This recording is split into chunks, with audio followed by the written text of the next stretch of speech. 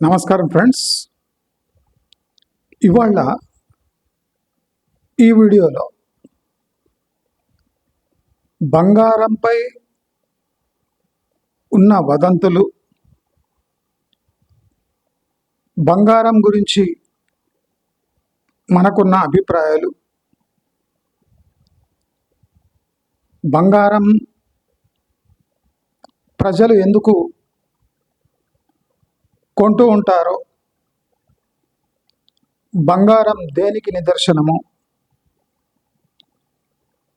బంగారం వల్ల ఒక దేశం ఎలా లాభపడుతుందో నష్టపోతుందో, మిడిల్ క్లాస్ వాళ్ళు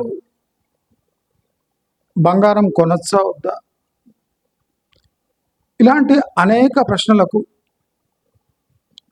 ఈ వీడియోలో మీ అందరికీ ఖచ్చితమైన అభిప్రాయం కలిగేలా, కనువిప్పు కలిగేలా మీ అందరికీ బంగారం గురించి పూసగుచ్చినట్టు చెప్తాను. నా అభిప్రాయంతో మీరు ఏకీభవించకపోవచ్చు, కానీ ప్రపంచంలో బంగారం అంటే ఏమో అది మాత్రమే మీకు చెప్తాను. మీ పర్సనల్ అభిప్రాయాలు ప్రపంచం యాక్సెప్ట్ చేయదు కాబట్టి ఇది పర్సనల్ అభిప్రాయం, ఇది పర్సనల్ ఒక కొనుగోలు విధానం అనుకొని మీ ఎమోషన్స్ని పక్కన పెట్టి బంగారం యొక్క నిజస్వరూపాన్ని అందరూ యాక్సెప్ట్ చేసుకోవాలి. మనం ఇవాళ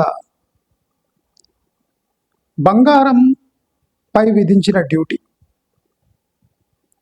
భారతదేశం బంగారంపై 15% పన్ను ఎందుకు విధించింది? దీనిలో ఉన్న ఆంతర్యం ఏమి? మొదట మనం ప్రపంచంలో బంగారం యొక్క అస్తిత్వమేమి, భారతదేశంలో ప్రతి సామాన్యుడు ఇది ఖచ్చితంగా తెలుసుకోవాల్సిన విషయం. ప్రపంచంలో బంగారం యొక్క స్థాయి ఏమి? ప్రపంచవ్యాప్తంగా కరెన్సీ తర్వాత, అంటే ఫారెన్ కరెన్సీ తర్వాత అతి విలువైనది బంగారం. ప్రపంచంలో 3 వస్తువులు పోటీ పడుతూ ఉంటాయి. ఒకటి కరెన్సీ, ఒకటి బంగారము, ఇంకోటి ఆయిల్ అంటే పెట్రోల్, డీజిల్. ఈ 3 ఒకటి తగ్గితే ఒకటి పెరుగుతుంది, ఒకటి పెరిగితే ఒకటి తగ్గుతుంది. దేశ ఆర్థిక పుష్టిని ఈ 3 శాసిస్తూ ఉంటాయి. సావధానంగా వినండి. గోల్డ్ మీద ఎవరు ఇలాంటి వీడియో చేసి ఉండరు. దేశవ్యాప్తంగా మనం తర్జన భర్జన పడుతున్నాం కనుక, మీ అందరికీ ప్రతి ఒక్క యాంగిల్ అర్థం కావాలి కనుక ఈ వీడియో చేస్తున్నాను. భారతదేశంలో బంగారం కొనుగోలు పెరుగుతుంది కానీ తగ్గదు. దీనికి కారణమేమి? ఇవాళ మీరు ఆశ్చర్యపోయే కారణం చెప్తా. భారతదేశంలో బంగారాన్ని అంత నమ్మకంగా ఎందుకు కొంటారు? ఇదే కదా మీ ప్రశ్న. దీనికి చక్కటి సమాధానం ఏమంటే, భారతదేశంలో ఇంత సులువుగా ఇంత రాబడి ఇచ్చే ఇంకో ఇన్వెస్ట్మెంట్ లేదు గనక.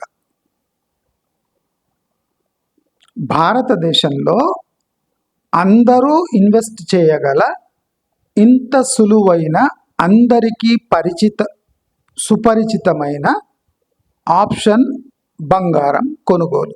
ఇది కొన్ని వందల ఏళ్ల నుంచి ప్రాచుర్యంలోకి ఉంది.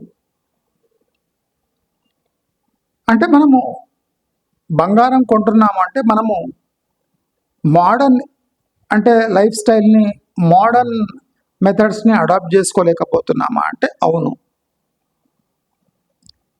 దీనికి నిరక్షరాస్యత, ట్రెడిషన్స్ని ఫాలో చేయడం, ఇన్వెస్ట్మెంట్స్పై అవగాహన లేకపోవటం, అన్నిటికన్నా ముఖ్యమైనది ప్రభుత్వం దీనికన్నా మంచి ఆప్షన్స్ ప్రజలకు అంటే ఆఫర్ చేయలేకపోవటం. భారతదేశంలో ప్రభుత్వాలు అంటే ముక్కు వరకు నీళ్ళు వచ్చినాక చర్యలు తీసుకుంటాయి, కానీ అసలు ప్రజలు ఇంత బంగారం ఎందుకు కొంటున్నారు? మేము వద్దు వద్దు వద్దు అంటున్నా. ప్రజలు 60-70 వేల నుంచి బంగారం 1,70,000కి పోయినా లైన్లో నిలబడి ఎందుకు కొంటున్నారు? ఇది ప్రభుత్వం తనకు తాను వేసుకోవలసిన ప్రశ్న. ప్రజలను అడగవద్దండి. ప్రజల పిచ్చి ప్రజలకుంది, ప్రజల అవసరం ప్రజలకుంది. మరి భారతదేశ ప్రభుత్వం దీనికి ఎంతవరకు కారణం? ఎప్పుడైనా ప్రభుత్వం తమను తాను ప్రశ్నించుకుందా? ఇలాంటి రాబడైన భారతదేశంలో కొద్దో గొప్ప బంగారం నిలువలుగా మారిపోతుంది. నేను the most important video on gold ఇప్పుడు చెప్తున్నాను.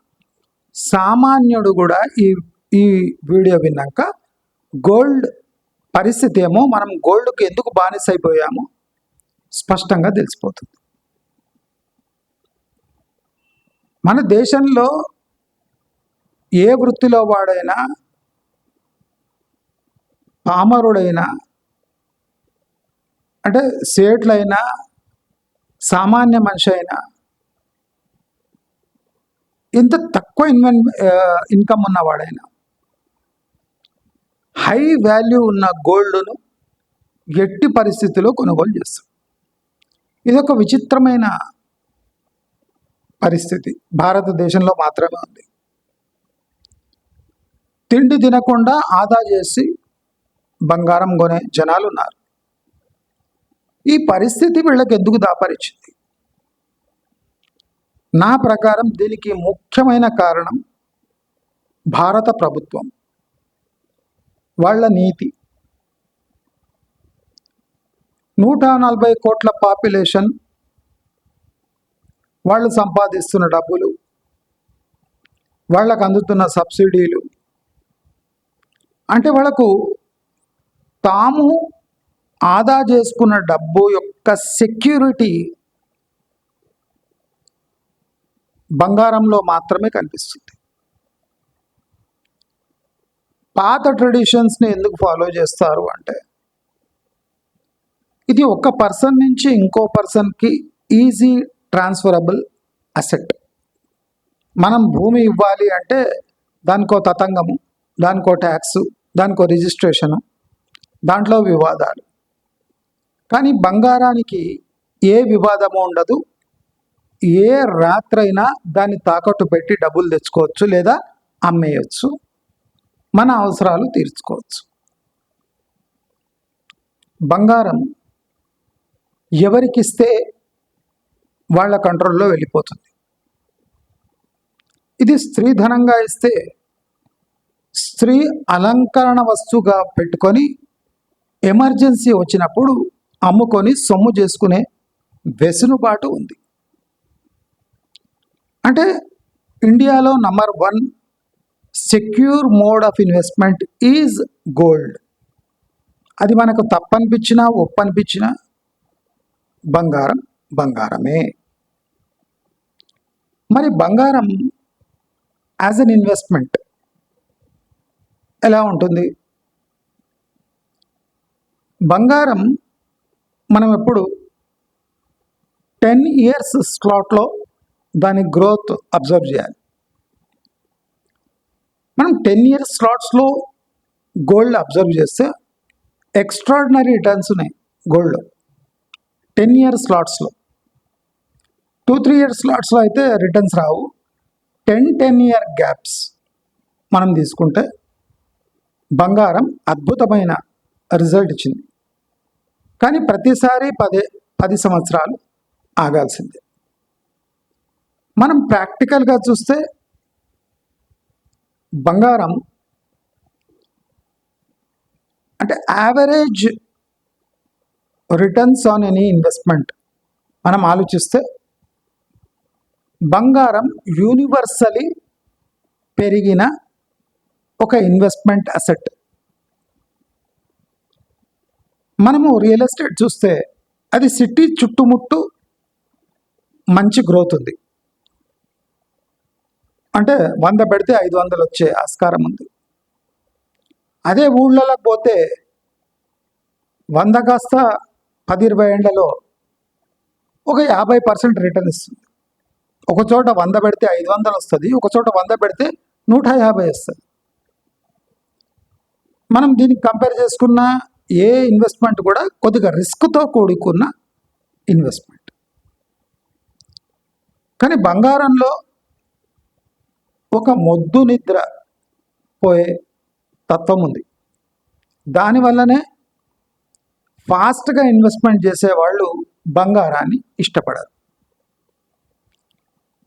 ఇంకో చమత్కారమైన బంగారం క్వాలిటీ ఉంది. అదేమంటే తల బాగా నెరిసిన వ్యక్తులు కూడా బంగారం యొక్క డిమాండ్, దాని పెరుగుదల అది ఎప్పుడు పడుతుంది అనేది ఖచ్చితంగా చెప్పలేడు. అంటే ఏండ్లకు ఏండ్లు ఈ బిజినెస్లో ఉన్న మార్కెట్ ట్రెండ్ని బట్టి షార్ట్ టర్మ్ ట్రెండ్స్ గుర్తుపడతాడు. కానీ 10 years స్లాట్స్లో బంగారం ఎలా ఉండబోతుంది అంటే ఆయన కూడా చెప్పలేడు. బంగారానికి ఒక ప్రత్యేకత ఉంది. అది ఐరన్ లాగా, కాపర్ లాగా, వేరే జింక్ లాంటి మెటల్స్ లాగా, సిల్వర్ లాగా విరివిగా లభించదు. లభించిన దాన్ని ప్రాసెస్ చేయటము దాని యాక్చువల్ కాస్ట్ కన్నా ఎక్కువవుతుంది. కాబట్టి బంగారం గురించి భయపడే అవసరం లేనే లేదు. నేను అన్బయాస్డ్ వ్యూ ఇస్తున్నా. నేను బంగారం కొనను, కానీ మీ అందరికీ బంగారం గురించి అవగాహన తెప్పిస్తున్నా. ఈ వీడియో మీ ఫ్యామిలీ మెంబర్స్కి ఎవరికైనా మీరు షేర్ చేసి బంగారం గురించి వివరించుము అంటే ఈ వీడియో చూపించగలరు. నేను అందుకోసం ఇంత సావధానంగా, మెల్లిగా, మెత్తగా ఎకనామిక్స్ని ఎక్కువ అడ్డం లేకుండా మీ అందరికీ అర్థమయ్యేలా బంగారం గురించి వివరిస్తున్నాను. అందరూ షేర్ చేసుకుంటారని నేను ఆశిస్తున్నాను. అయితే భారతదేశం 15% పన్ను బంగారంపై విధించింది. ఎందుకు విధించింది? ఇది మనం కూడా ప్రభుత్వం తరఫున కూడా కొద్దిగా అర్థం చేసుకోవాలి. అంటే దేశాన్ని కొద్దిగా ముందర పెట్టి ఆలోచిస్తే భారతదేశంలో ఈ ప్రాబ్లం ఎందుకు వస్తుంది అనేది మీకు చెప్తా. బంగారం ఎవరు కొంటున్నారో వాళ్ళు ప్రసవించని గర్భిణీలతో సమానం. బంగారం ఎవరెవరు కొంటున్నారో భారతదేశంలో వాళ్ళు ప్రసవించని గర్భిణీలు.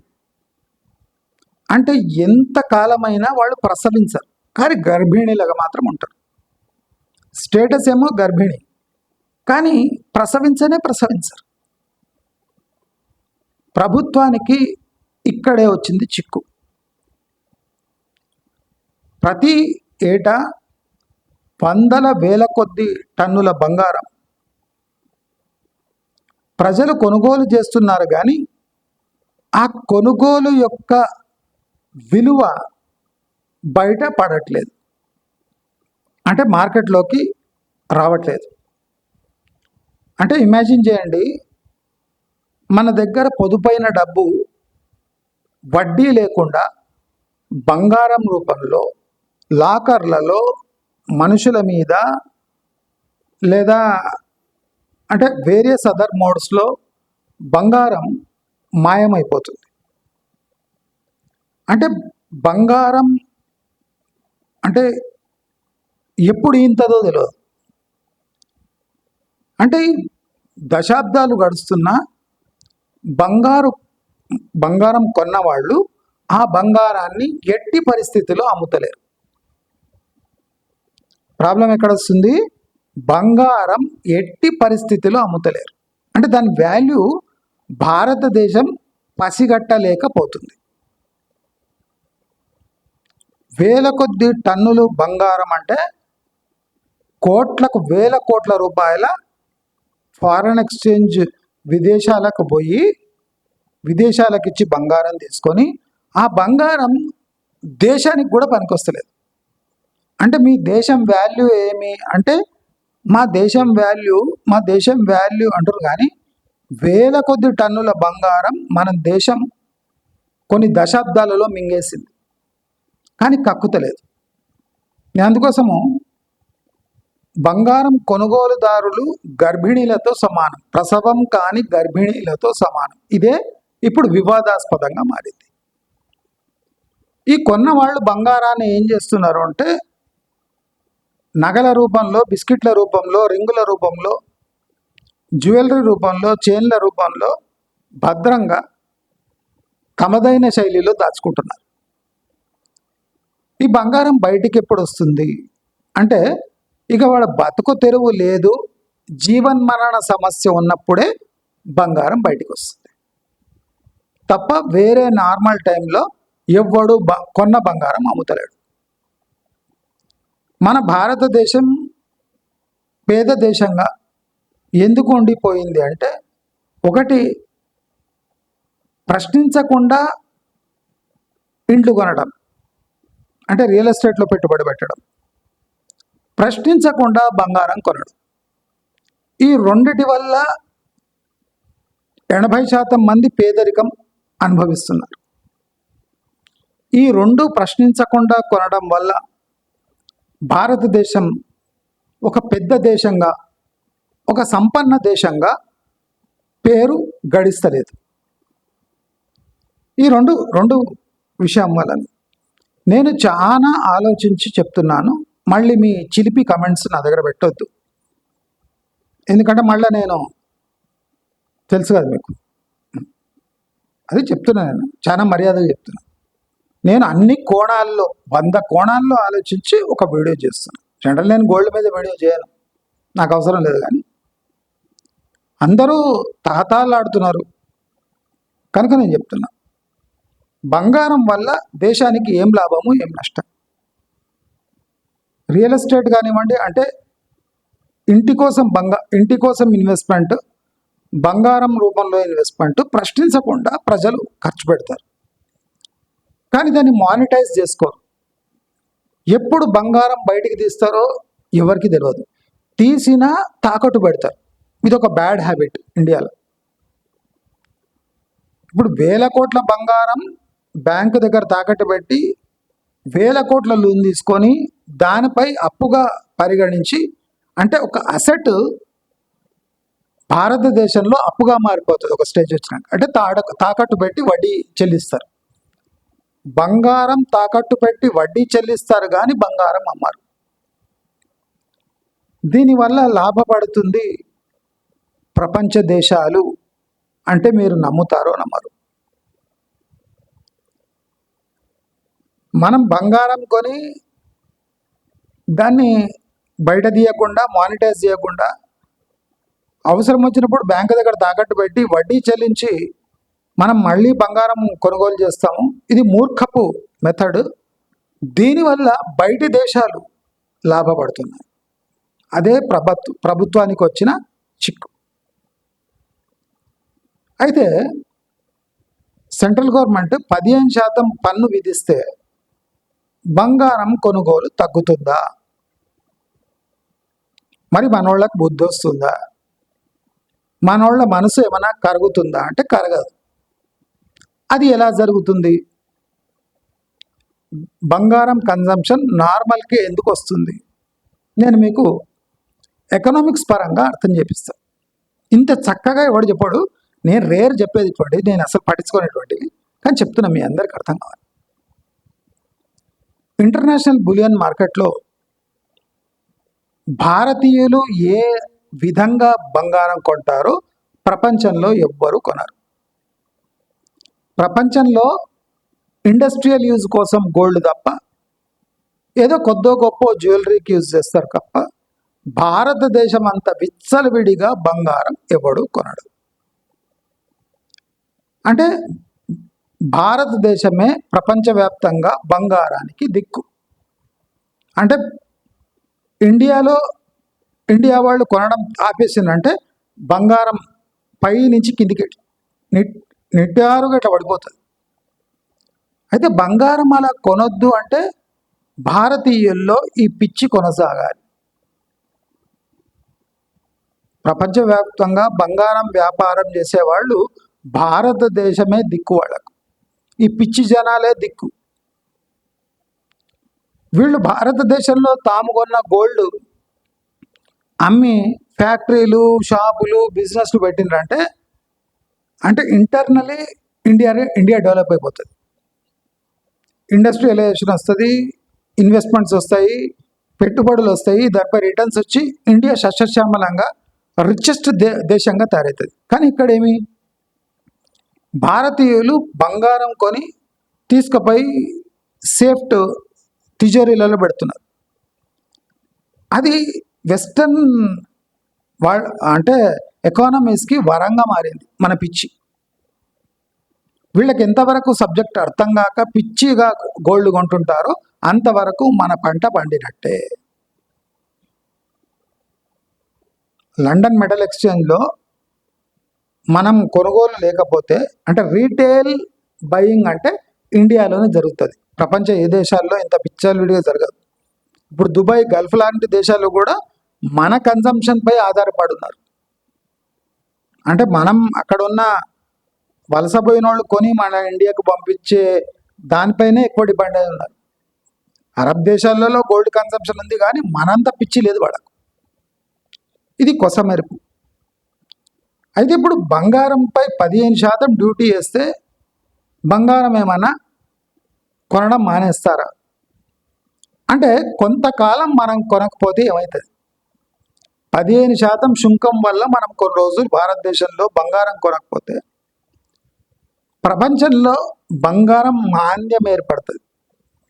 అంటే రీటైల్ కన్సంప్షన్ పడిపోగానే ఈ 15% సుంకం వల్ల ప్రపంచవ్యాప్తంగా గోల్డ్ ప్రైజెస్ 15% పడతాయి.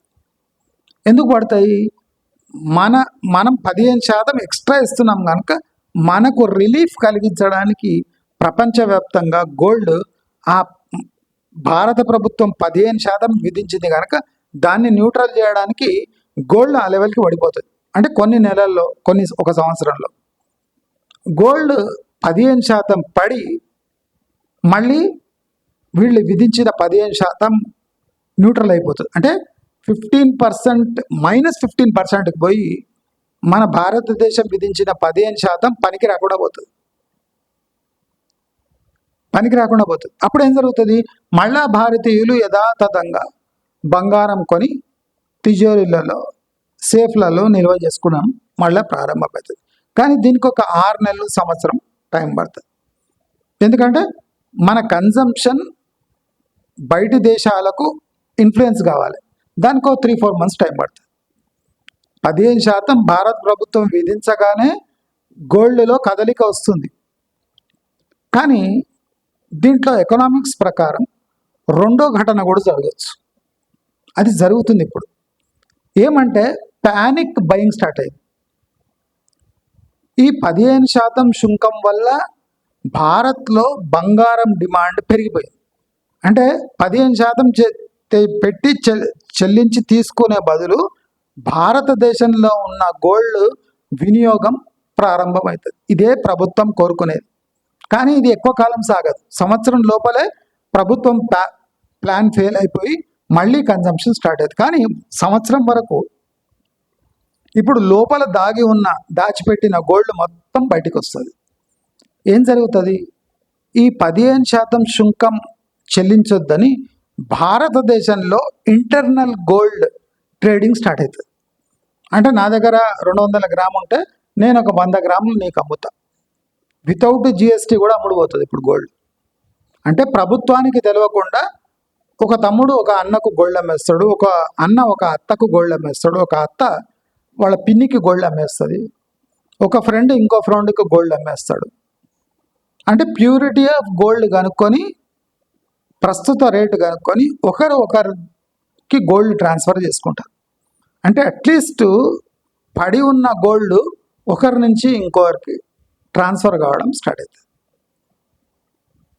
గోల్డ్ బయట నుంచి తెప్పించుకోకుండా పడి ఉన్న గోల్డ్కు డిమాండ్ ఎక్కువై 15% బయట నుంచి తెచ్చుకునే బదులు మా అన్న దగ్గర గోల్డ్ ఉంది కదా, ఆయనకే డబ్బులు ఇచ్చి ఆ గోల్డ్ తీసుకుంటే అయిపోయి, బయట కొనడానికి పోతే 15% సుంకము, అది కాకుండా మళ్ళీ జిఎస్టీ బాధుడేవాడు. ఈ జిఎస్టీ అది కలిపితే నియర్లీ 30% చెల్లించాలి గోల్డ్కు. దాని బదులు 5% ఎక్కువ ఇచ్చి అన్న దగ్గరనో తమ్ముడి దగ్గరనో చెల్లెల దగ్గరనో అక్క దగ్గరనో ఆ ఉన్న గోల్డ్ కొంటే మనకు ఆదా అవుతుంది అని ఇంటర్నల్ కన్జంప్షన్ ఎక్కువవుతుంది. అందుకోసం ఇప్పుడు చూడండి, మోదీ 15% గోల్డ్ సుంకం అనగానే గోల్డ్ ఇంటర్నేషనల్ మార్కెట్లో పెరిగింది. అంటే ఫస్ట్ పెరుగుతుంది, తర్వాత నిజస్వరూపం తెలిసి డిమాండ్ సప్లై గ్యాప్ ఏర్పడి ఇంటర్నేషనల్ గోల్డ్ ప్రైస్ కూల్ అవుతుంది. ఎంత అవుతుంది? 15% అయితే ఎక్కువ అవుతుంది. 10 to 15%, 7 to 10, 15 ఇట్లా ఒక 2.5, 3 అట్లా మెల్లమెల్లగా సంవత్సరం లోపల గోల్డ్ కింద దిగి వస్తుంది. అప్పుడు మళ్ళా ఇంపోర్ట్స్ స్టార్ట్ అవుతాయి, గోల్డ్ కన్సంప్షన్. కానీ 1 year వెసులుబాటు మనకు దొరుకుతుంది. ఫారెన్ ఎక్స్చేంజ్ పే చేయకుండా 1 year వరకు గోల్డ్పై నియంత్రణ పెట్టే అవకాశం ఉంటుంది. అందుకోసం ప్రభుత్వం 15% సుంకం విధించింది. ఇది ఎల్కేజీ యూకేజీ వాళ్ళకు కూడా అర్థమవుతుంది. ఇప్పుడు నేను చెప్పిన క్లారిటీ. కానీ ఇది కొనకుండా ఆగుతారా అంటే, కొనుగోలు అమ్మకాలు ఇంటర్నలీ 1 సంవత్సరం వరకు సాగుతాయి, 6 నెలలు సంవత్సరం వరకు. ఒక్కసారి గోల్డ్ పడింది అంటే మళ్ళీ ఇంపోర్ట్స్ స్టార్ట్ అవుతాయి. మీరు గోల్డ్లోని ప్రమాదాలు కూడా మీరు గమనించాలి. గోల్డ్ కన్సంప్షన్ బాగుంది, మైనింగ్ తక్కువ ఉంది కనుక ఇలా ఉంటుంది. ఎక్కడైనా గోల్డ్ మైన్స్ కొత్తగా దొరికినాయి అంటే దాని ప్రభావం తప్పకుండా గోల్డ్పై పడుతుంది. ఇంకోటి, ఆర్థిక మాంద్యం వలన భారతదేశంలో దాగి ఉన్న గోల్డ్ రానున్న సంవత్సరాల్లో నగదు రూపంలో మారబోతుంది. ఇది కూడా గోల్డ్కు ఒక పెద్ద రిస్క్ ఏమంటే, ఆర్థిక మాంద్యం వల్ల సంపాదన లేని కారణంగా దాగి ఉన్న గోల్డ్ మానిటైజ్ అయ్యే అన్ని ఛాన్సెస్ ఉన్నాయి. దానివల్ల గోల్డ్ భయంకరంగా పడే ఛాన్సెస్ కూడా ఉన్నాయి. అందుకోసం 1,70,000, 1,60,000 దగ్గర అప్రమత్తంగా ఉండాలి. ప్రజలు అప్రమత్తంగా ఉండాలి, కానీ అప్రమత్తంగా ఖచ్చితంగా ఉండే సమయం ఇప్పుడు ఆసన్నమైంది. అందుకోసం గవర్నమెంట్ కూడా డేంజర్ అనిపించి 15% సుంకం పెట్టేసి. కానీ ఇప్పుడు కూడా gold is the safest bet. 1,70,000, 1,60,000, 1,50,000 దగ్గర కూడా gold is the safest bet in India.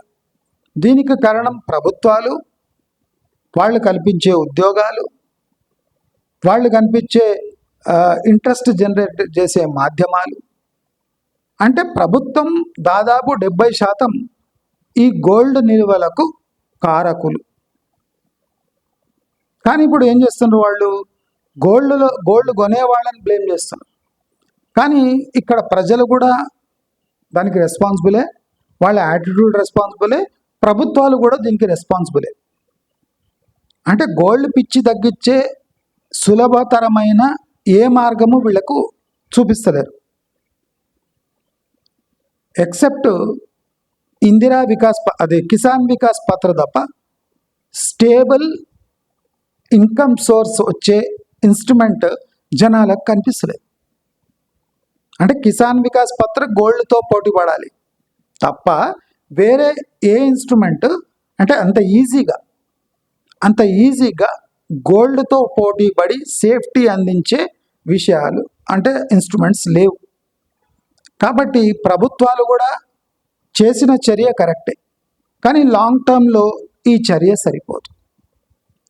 సంపాదన క్షీణిస్తుంటే గోల్డ్ ఒక చోట ఆదా అవుతున్నా ఇంకో చోట బయటికి వచ్చి మానిటైజ్ అయిపోతుంది.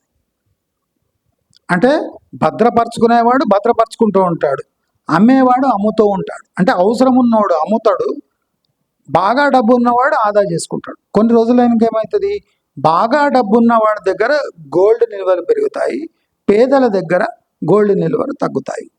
ఎందువలన? ఆర్థిక మాంద్యం వలన దిక్కులేక జనాలు ఉన్న బంగారాన్ని అమ్ముకునే పరిస్థితులు దగ్గరలో వస్తున్నాయి. కాబట్టి ఈ 1,60,000 1,70,000 దగ్గర గోల్డ్ అతి ప్రమాదకరమైన సిచ్యువేషన్లో ఉంది. కాబట్టి అప్రమత్తమైన ప్రభుత్వము అందరికీ ఇలా హెచ్చరికలు జారీ చేయలేక సబ్జెక్ట్ అర్థం కాదు కాబట్టి 15% సుంకం విధించింది. కాబట్టి మనమందరం బంగారాన్ని తప్పుపట్టే అవసరం లేదు. బంగారం అమాయకమైందే, కానీ అది ఎన్నేళ్ళు నిండు గర్భిణిగా కొనసాగుతుంది. ఏదో రోజు ప్రసవించక తప్పదు. ఆ ప్రసవించే సమయం ప్రభుత్వమే తీసుకొస్తుంది కాబట్టి ప్రభుత్వానికి తెలుసు. ఒక్కసారి అందరూ ప్రసవిస్తే, మీకు అందరికి అర్థమయ్యేటట్టు చెప్తున్న, గోల్డ్ ఇట్లా ఎవరు చెప్పారు, మీకు ఇప్పుడు అర్థమైపోయి ఉంటుంది. ఇప్పుడు గర్భిణీలు ఆర్థిక మాంద్యం వల్ల అందరూ ఒకసారి ప్రసవించారు అనుకోండి, అప్పుడు ఎక్కడ చూసినా పిల్లలు అంటే ఎక్కడ చూసినా గోల్డ్ బయట కనిపిస్తుంది. దానివల్ల గోల్డ్ సడన్గా పడిపోయి అంటే ఆదా చేసుకునే మెంటాలిటీ, ఈ 1,00,000 పైచీలకు ఎవడెవడు కొన్నాడో వాళ్ళంతా రిస్క్లో పడిపోతారు. 120 ప్లస్ 130 దగ్గర ఎవరు గోల్డ్ కొన్నారు విపరీతంగా, వాళ్ళంతా షాక్కి గురవుతారు. అంటే పాత గోల్డ్ తాతల టైంన గోల్డ్కు రిస్కే ఉండదు, కానీ 120 అబవ్ ఎవరు 120 130 అబవ్ ఎవరు ఎంటర్ అయినరో వాళ్ళ అందరికీ ఒక షాక్ ట్రీట్మెంట్ అయితే దొరకనుంది. కాబట్టి మనం అంతా అంటే బ్లాక్ అండ్ వైట్గా ఆలోచించకుండా గోల్డ్కు తగిన మర్యాద ఇవ్వాలి. గోల్డ్ ట్రేడ్ అయినప్పుడే దాని ట్రూ వాల్యూ బయటపడుతుంది. మనము పేద దేశంగా ఎన్నేళ్ళు మనం అంటే ప్రచారంలో ఉంటాం. మన దగ్గర గోల్డ్ మానిటైజ్ అయిందంటే అందరూ కుబేరులే. మనం అనుకుంటాం రియల్ ఎస్టేట్లో బాగా డబ్బులు ఉన్నాయని, కానీ రియల్ ఎస్టేట్ కన్నా పదునైన కత్తి బంగారం మానిటైజ్ అయి బయటపడిందంటే రియల్ ఎస్టేట్ కన్నా బ్రహ్మాండమైన రిటర్న్స్ గోల్డ్లో ఉన్నాయి. గోల్డ్ అమ్మేసి కొనొచ్చు, కొని అమ్మొచ్చు, కానీ ల్యాండ్స్ అంత బల్క్లో కొని ఎప్పుడంటే అప్పుడు అమ్మలేని పరిస్థితులు. కాబట్టి రియల్ ఎస్టేట్ కన్నా సేఫెస్ట్ ఇన్వెస్ట్మెంట్ గోల్డ్. కాబట్టి ఏ అదర్ ఇన్స్ట్రుమెంట్ పోటీలో లేదు. కాబట్టి గోల్డ్ యొక్క కన్జంప్షన్ ఒక 6 నెలలు సంవత్సరం లోపల మళ్ళీ నార్మల్సీకి వస్తుంది అని చెప్పుకుంటూ, మీ అందరికీ బంగారం గురించి దీనికన్నా మంచి అవగాహన ఎగ్జాంపుల్తో సహా ఎవరు ఇచ్చి ఉండరు. మీకు అందరికీ అర్థమైందనుకుంటా. మీకు అర్థమైతే డైజెస్ట్ చేసుకోండి. మీకు అర్థం కాలేదు, ఎప్పుడు కొనాలి, ఏం కొనాలి, ఎందుకు కొనాలి, ఈ ప్రశ్నలు నాకు వేయకండి. ఎందుకంటే నేను గోల్డ్లో ఎక్స్పర్ట్ కాదు, నేను సలహాలు ఇవ్వను. ఎందుకంటే పర్సనల్లీ నేను గోల్డ్ కొనను కాబట్టి నేను చేయని పని 10 మందికి నేను ఆపాదించుకోదలుచుకోలేదు. కాబట్టి బంగారం యొక్క తత్వము నిజ స్వరూపము మేము ముందు బయటపెట్టవలసిన అవసరం ఉంది. కాబట్టి ఇప్పుడు గోల్డ్పై వచ్చే వదంతులను పక్కన పెట్టాలి అంటే నేను క్లారిఫికేషన్ ఇవ్వాలి. కాబట్టి సరళమైన భాషలో మీ అందరికీ ఈ వీడియో అందిస్తున్నాను. ఆస్వాదించండి, లైక్ చేయండి, షేర్ చేయండి, సబ్స్క్రైబ్ చేసుకోండి. నమస్కారం.